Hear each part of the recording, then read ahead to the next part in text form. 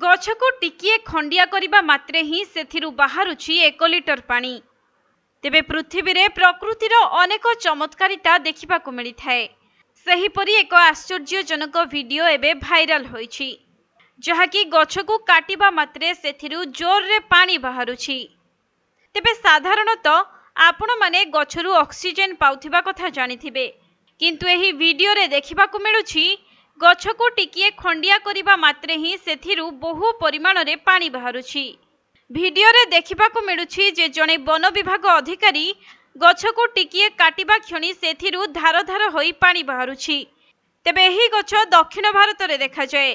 तमिलनाडु और आंध्र प्रदेश जंगल रे एही गछ बहु परिमाण रे रहिछि, किंतु एही गछरु काहेकि पानी बाहरुछि ताहार कारण जणा पड़ी नथिबा बेले एही गछको थरे काटिले 1 लिटर पर्यंत पानी बाहरुछि। मिलिथिबा सूचना अनुसार एही गछर नाम टर्मिनालिया टमेंटोसा। आउ एही गछर छाल कुंभीर चमड़ा भली देखा जाउथिबारु एहाकु केतेक स्थान रे कुंभीर पिठी भली गछ मध्य कुहा जाए।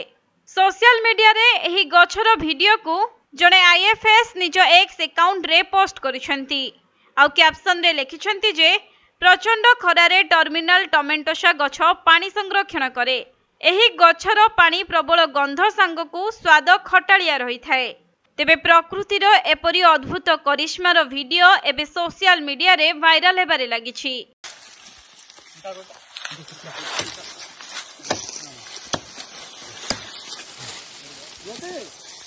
Okay.